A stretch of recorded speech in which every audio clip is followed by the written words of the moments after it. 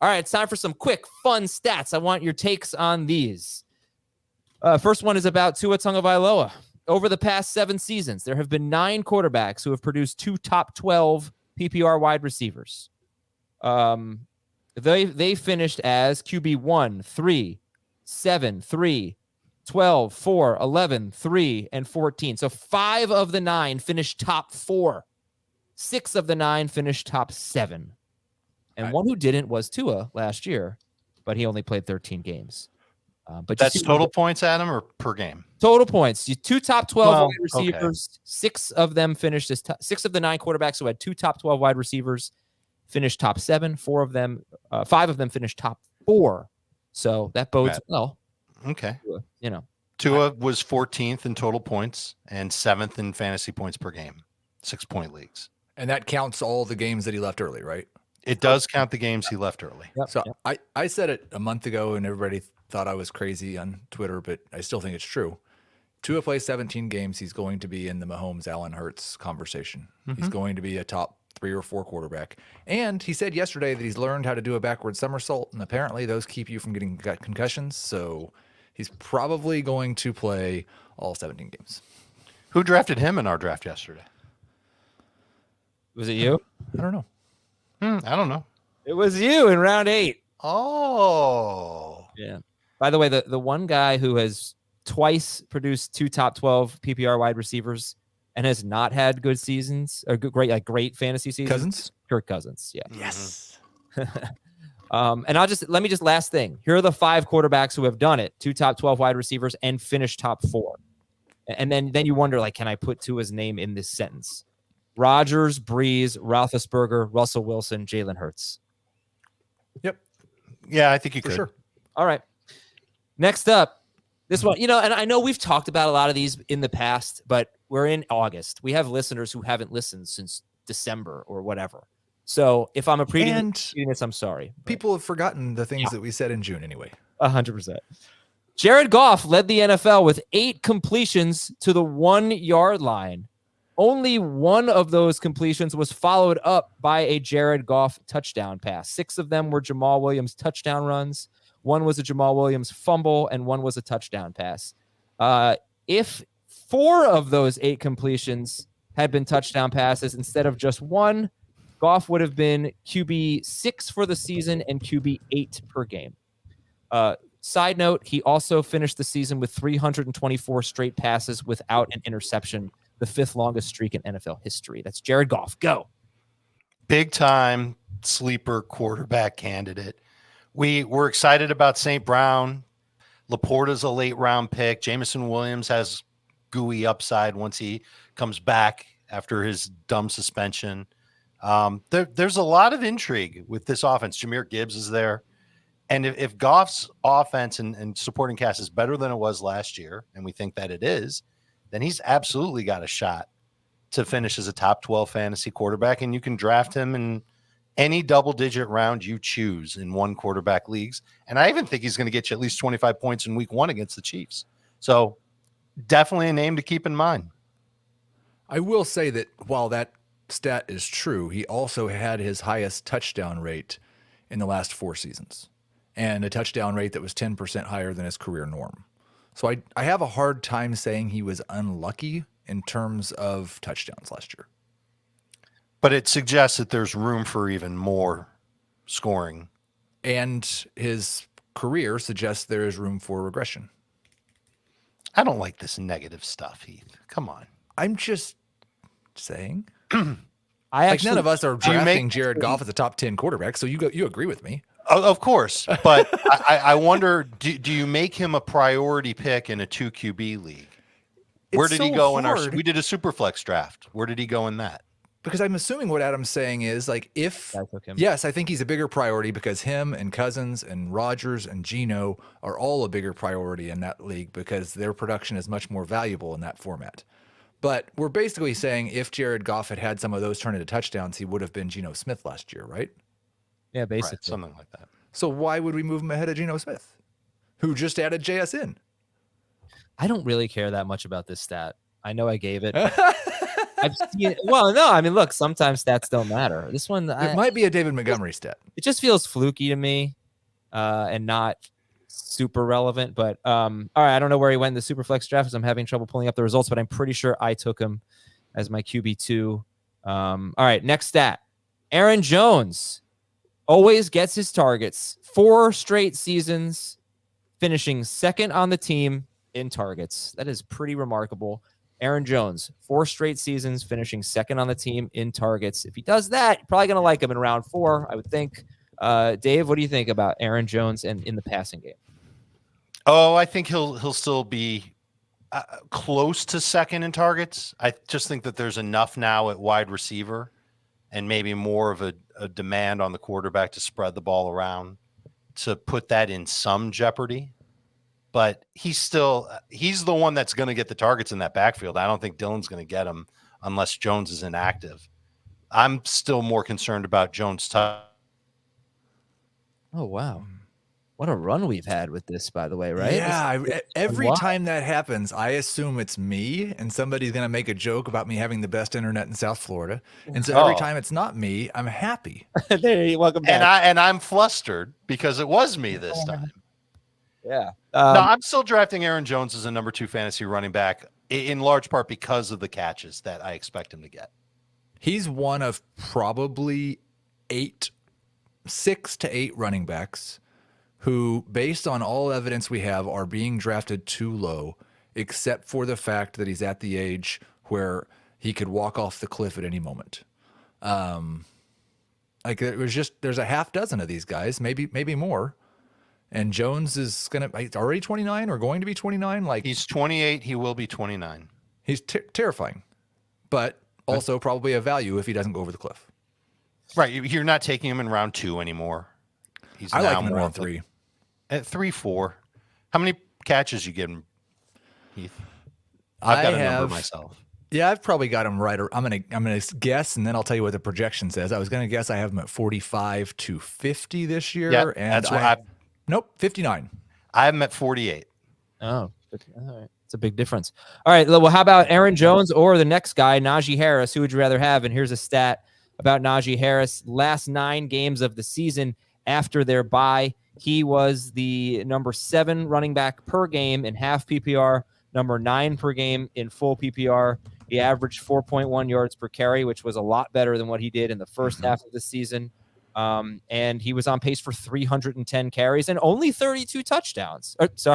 32 catches in those last 9 games. And even on a 32 catch pace, Najee Harris was a top 10 running back per game because he got so many carries and he scored enough touchdowns. So there's your stat on Harris. Heath, who would you rather have, Harris or Jones? And then talk about just a very good second half for Najee. Jones pretty easily for me. Najee is a bust for the second year in a row for me. Like it's funny the way we talk about yards per carry because Joe Mixon is terrible and averages 4.1 yards per carry, but Najee Harris had a great second half and averaged 4.1 yards per carry. Wait a second. But no, that's just wait. That is totally a slight to me, and I have to defend myself. I'm just saying 4.1 was respectable compared to what he did in the first half of the year. And if you get 310 carries, which was what he was on pace for, then 4.1 yards per carry is fine, and he'll be great value in late round 3. Mixon stunk last year. It wasn't very efficient. I'll take him gladly at the 2-3 turn. So, I don't want to hear that, but go ahead, Heath. Go ahead. Okay. I'm just saying. No, you're I do think that it's most likely you look at that stretch. He had 1 game in that great stretch, I believe. Last how many games of the season? 9. Okay. So 2 games in that stretch with more than 2 catches. I think Jaylen Warren is the passing downs back. I think one of the most difficult things to figure out is this Steelers offense pass rate versus run rate, because for most of Matt Canada's time there, they've been a pretty high end passing team. They went in the second half last year and went super run heavy, and Najee was the beneficiary of that. Does that continue into this year, or has Kenny Pickett taken a step forward in his second year like most quarterbacks do, and they're going to go back towards what they were before the second half of last year? I think that probably determines whether Harris is a fine pick in round 3 or whether he's a bust again, because if they go back to the 650 pass attempt pace that they've been for most of Canada's time there, then I think Najee's a bust because Jalen Warren's going to do more in the passing game than Harris. Then I will follow up. I don't want to come off like the big Najee Harris guy, but I would say I can make a case that they're going to be more run heavy because one of the things that Najee Harris had in the second half of the season that he didn't have in the first half was TJ Watt. But TJ Watt had been there all the rest of Matt Canada's time in Pittsburgh. Roethlisberger. I mean, that was Ben Roethlisberger. Like, they obviously it was Mason Rudolph and Duck Hodges for one season. But last year they were a ground and pound team when their defense was so much better when TJ Watt was playing, and their schedule was easier too. I would just say, if we're going to say any running back is definitively bad based on their career averages, it should be the guy who has 579 career attempts at 3.9 yards per carry, 147 career targets at 4.7 yards per target.